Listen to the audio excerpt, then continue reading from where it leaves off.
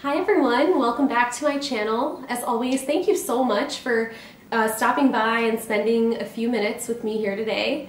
The topic that I feel really called to share in this video is on the word should. We've all heard the word and it basically implies expectations of some sort. Your expectations of other people, their expectations of you, and your expectations of yourself. And I'm somebody, I think there's obviously a range in terms of some people are really influenced by the word should and other people don't care as much. For me, I am definitely one of those people that is very overly influenced by what I think I should do based on what I perceive other people's expectations to be of me, and then consequently my expectations of myself. To the point where a lot of the things that I used to do as a kid and growing even into my teenage years, I wasn't necessarily super excited about them, I wasn't super passionate about them, but I also didn't have the compulsion or the strength to quit because I felt like I should be doing them. Now, anyone that has been overly tied to other people's expectations, people-pleasing, if you will, or overly influenced by your own expectations of yourself and you feel like you're your own worst enemy, your own biggest critic, can relate to what I'm saying. Because that really, for a long time, I was a perpetual people pleaser. I used to joke around that I was really good at camouflaging and kind of like being a chameleon in any given situation. I could turn into what I thought that person wanted to see. I've been thinking a lot recently about this and about how to kind of stop the pattern of people pleasing when it comes to other people's shoulds, and also stop the pattern of berating myself when it comes to my own expectations of myself.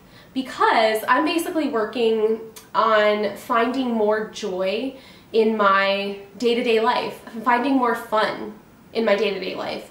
And it's in the context of a course that I'm taking. It's a long story. But essentially, you know, part of the homework, it's a very interactive course and it's extremely hands-on homework. So you learn through experience. And part of the homework is that you tune in to what's the most fun thing to do in any given situation. Homework is essentially to have more fun. That's the homework. It's a pretty cool course, actually. But what I started to realize in trying to implement this, it's been a few months of like gradually getting better at this. But in the process of trying to do the homework, what I started to find is that every time I would try to tune in and figure out what's the most fun thing I could do right now, my mind automatically went to what I should do right now, right? Especially even on a weekend, right? Instead of what's the most fun thing I could do, it's what should I do? So I started realizing I kept coming up with answers like I should do the laundry, I should do the dishes, I should, you know, follow up with this person that I haven't followed up with in a few days and they're expecting to hear from me. And over time, like when I started realizing the overall outcome of feeling more joy, I wasn't feeling. I started questioning. I'm like, maybe I'm not doing the homework correctly. And that's when, you know, upon further self-examination, I was like, wow, it's like I'm so ingrained in my patterns, I don't notice it's happening until I do this reflection. And then when I do this reflection, it's like every decision is still based in a should.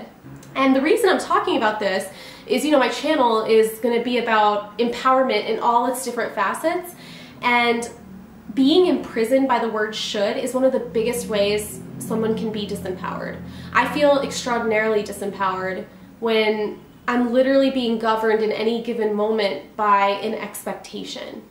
It's really, really difficult to feel joy when you have the weight of the word should on your shoulders. I was at this event and essentially what ended up happening is the speaker gave us homework about feeling more joy in our life. And she's like, come up with one practice you can do every day for the next month where you will feel more joy by the end of it. And it dovetailed really nicely into the work I'm already doing. And I immediately knew, based on what I'm realizing about the word should and its prevalence in my life, I immediately knew. I said, you know what? My homework is literally one time a day. One time a day, it could be for 2 minutes or 5 minutes. It doesn't have to take a long time.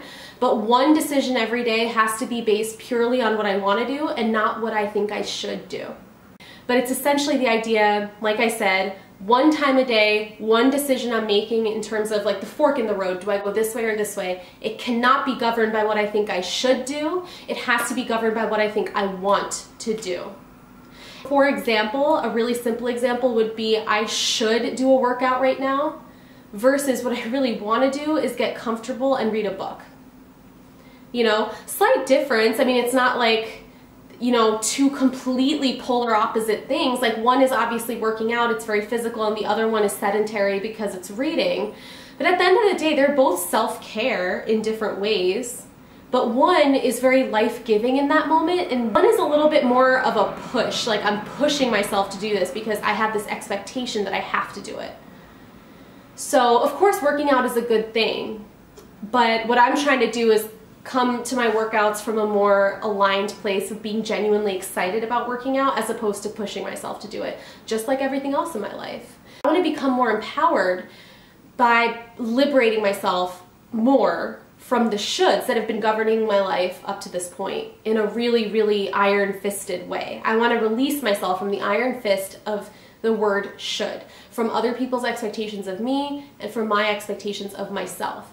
This doesn't mean I have to become, you know, completely flaky and unreliable. This doesn't mean I don't show up to work. It's not that. It's just, how can I bring more fun? How can I incorporate more of what I actually want to do in my day-to-day life instead of mindlessly kind of going through a routine of expectations that I've placed upon myself? It's really the first step. It's making myself a priority, right? We hear about self-love all the time in this world.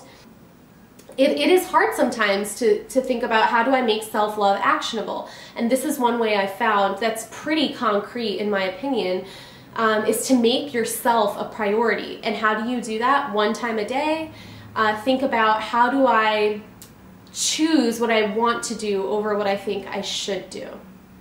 So there's a lot more nuances to this topic, but I think that's enough for this video. I hope it served you in some way if you've watched this far, and as always, thank you for spending a few minutes with me here today. I look forward to seeing you in a future video. Bye.